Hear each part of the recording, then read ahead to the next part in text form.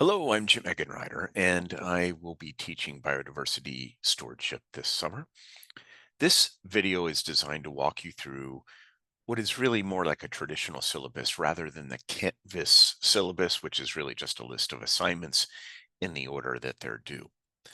Here, I hope to convey some of the more important nuanced information that isn't always apparent in Canvas, but I want you to know it's not a substitute for reaching out and just asking me questions when you need them. And I put some contact information right here at the top. Uh, Jim E at vt.edu, STEM at vt.edu, workforce at vt.edu, and then of course my PID, which is this JEGENRI at vt.edu, will all go to me. I would appreciate if when you develop documents, especially if you use Google Docs or other shareable technologies, that you might add my Gmail also. It just makes it more convenient for me to get it on more devices. So office hours, we can meet by Zoom or Teams or Google Meet or other methods or by phone, just about any time. I am typically working between 7 a.m. and 10 p.m. most days, at least 9 p.m. And I am happy to meet over the weekend too, if that's helpful to you. This is summer and everybody's doing different things and going in different directions. And some of you are going far away. There's a Fiji trip that I know involves several of you for the Center for Leadership and Global Sustainability. And I want you to enjoy that. I'm actually launching the entire course early and all at once so that you can pace yourself through the next 12 or so weeks with comfort and confidence. But if things go wrong and you don't get to do something, just reach out to me and I'll help you get caught up. I am going to conduct these sort of weekly workshops, seminars where people can drop in, strongly encouraged. If you have the flexibility, I'll try to offer them at least 2 different times a week, depending on where people are in the globe. If most people are US based, I might just do 2. If people are 7 or 12 hours apart, I may try to do 4. And you just pick one that suits you and drop in. This is my way of meeting some important requirements of SCHEV, which is the State Council for Higher Education of Virginia. I also will be doing videos for most weeks that give you a chance to hear from me directly and then provide a response if desirable, but at least acknowledge that you got that messaging from me. Okay, so we're going to do a couple quick things here. I'm going to try to keep this under 20 minutes. First, this is a course about biodiversity science policy and how you can advocate for protecting an important area. At least it's important to you, which makes it important to me. You will be doing work in parallel with all of their students, but your projects will be unique to you in the area that you choose to study.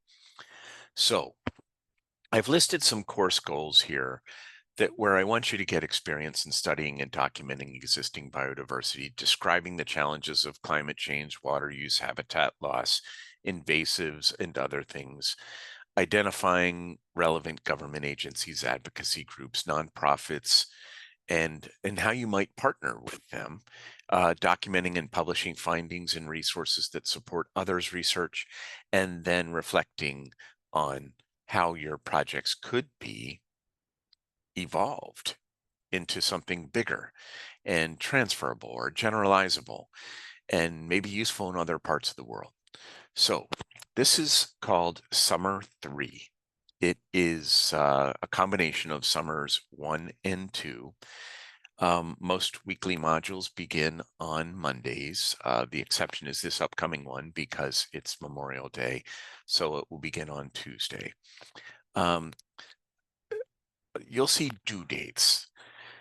Think of it as a suggested timeline. I've been an educator since 1998, and I can't remember ever penalizing somebody for not turning something in on time as long as they actually do the work and eventually get it to me. I am very respectful of you folks who are working while um, taking one or two or maybe even more courses per semester. And I'm also very respectful of those of you who've, really dedicated 2 years of your lives and maybe not making any income, and you're really trying to tackle 3 or 4 courses at a time. However that works, I'm not going to penalize you for being late. Consider this suggested dates and not dead due dates or deadlines or whatever. The format is an online, mostly asynchronous course, with the exceptions I mentioned of videos and weekly meetups. There are no required texts for you to buy. I have some suggestions based on what interests you may emerge as I get to know you better. But I wouldn't want you to buy anything that you couldn't imagine keeping on a bookshelf forever. And that's sort of the way I approach these kinds of things. But I do provide a lot of free or resources to free things. And I may have some suggestions here in some of these books that may actually have a cost, but please know none are required. Occasionally, I may have a video where I'm talking with a guest speaker and somebody I'd like for you to know. Field work is optional. It's certainly not required, but it is part of maybe an existing part of your lives already. So it might be natural for you to go visit a nearby natural area. And I've provided some safety tips here. First, how to monitor weather. Please use weather radar. Please get alerts set to your phone. And I've included instructions here on how to do that. If you take people with you, which I highly encourage, even if it's dog, make sure you take responsibility for them. This is an important part of being a naturalist. It's also an important part of advocacy. You can be entirely convincing of the importance of a natural area as you walk through it with somebody, pointing out different plants and trees, water features, and of course, wildlife. So the major assignments. First, for the first week, uh, there are a few things required. I don't think any one of them will take you more than a few minutes, but I do want you to begin thinking today about what special area you might study. Open Google Maps, pick a place. It could be your neighborhood, and then start looking for green. And maybe you'll study the biodiversity of things that are no longer green or not so green, and that's fine. I encourage you to pick something tangible, but I know some of you may be advantaged for personal, professional, or academic reasons to pick something larger. You'll have a different kind of experience in that course if you do that. You may be an aggregator of others' information rather than somebody uncovering and sharing something different or ideally even unique. You will do a survey of available data and resources that are out there. You'll put together in a general ecology presentation this semester. You will learn about mapping tools. You'll do some work in climate, weather, and habitat descriptions. You'll study invasive plants and animals, and you'll be documenting all of these, often maybe in slides, but most importantly, in a blog, or it could be a wiki or some other website. It could be a series of podcasts or video podcasts called vodcasts. There are many ways you can approach this, but I will tell you that most people build websites or blogs. You'll learn about mobile apps and online resources and artificial intelligence tools and evaluation processes as well. And I want you to actually identify some tool and make recommendations about it or do comparisons of it. You'll have a dendrology assignment, and many of you who already have a natural resources background have probably had a dendrology course, which is the study of the identification and characteristics of woody plants. It will change the way you interact with natural areas. It will also quickly elevate your standing among your friends as you walk through the woods and can point out some of these trees. And taking biodiversity in the summer has a really big advantage in that the plants are much easier to identify this time of year than they are in the fall or the spring. You're going to do a classification and taxonomy refresher. Some of you may not have had experience in taxonomy, understanding the phylogenetic or evolutionary relationships between organisms. Uh, this is not a big deal, but it is a way to um, begin thinking about flora and fauna of the world and how things relate to each other. You're going to research a nonprofit organization, and or it could be an agency, a state, local, or federal agency. But I hope it also gives you the opportunity to interact with that group, maybe do a volunteer opportunity or have a coffee with a senior member of the staff to learn about what they do and why they do it, and maybe start to build a relationship. By the way, many of these activities I'm describing have led my former students to new jobs and new careers, new partnerships, new lifestyles, all kinds of things. It is a really wonderful way to learn. Project-based learning is a type of design-based learning where you go explore something and then you figure out how to describe it to other people and maybe evoke or even provoke them into thinking differently about their own interactions with the world. Let's see. Oh, toward the end of the semester, you're going to learn how to start a nonprofit organization in your state or your country if you're living elsewhere. Someday, I imagine that you'll be sitting around a meeting and you'll be trying to figure out how to solve a problem, and someone might say, you know, we should really start a nonprofit or an LLC, limited liability corporation, and it'd be great. It is great for me to imagine you raising your hand. I know how to do that, and you will learn. You're not necessarily going to set one up. You're just going to go study resources available to you and how to do it where you live.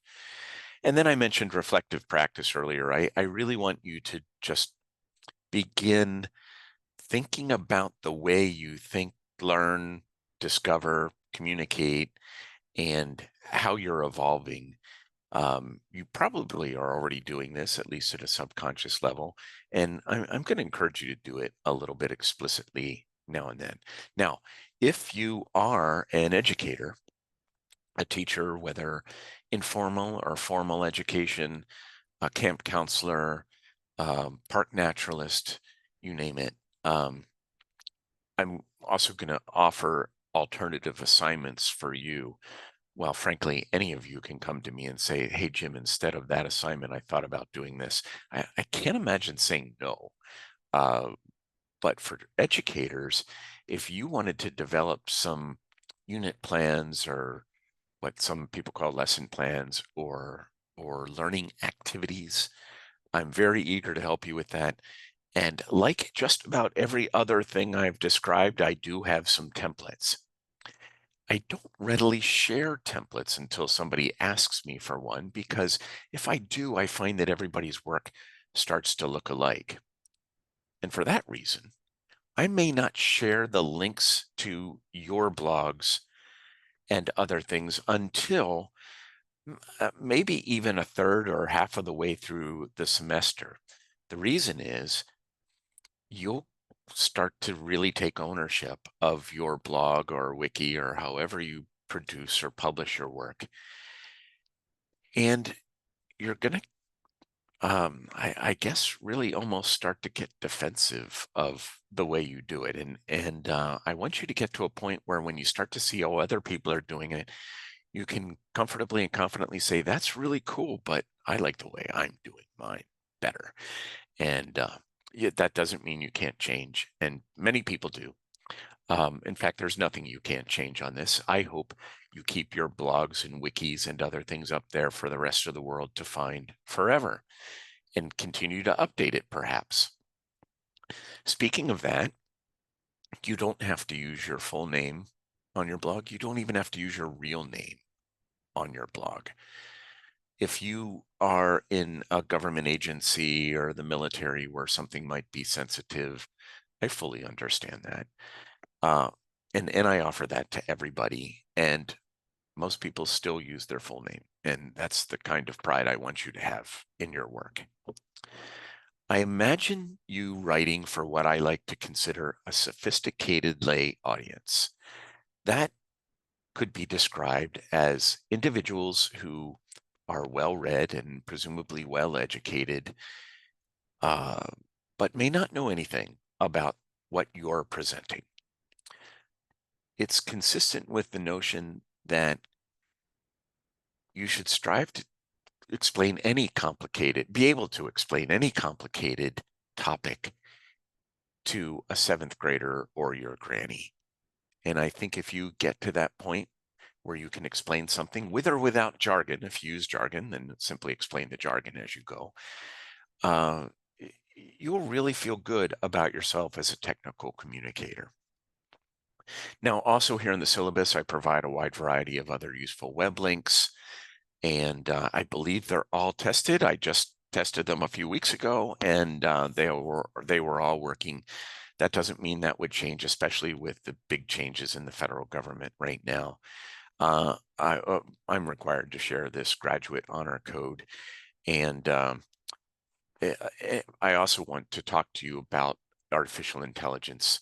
I want you to use artificial intelligence. I want you then to take responsibility for making sure that it's accurate, and then also making sure that you're not violating anyone's license of that information.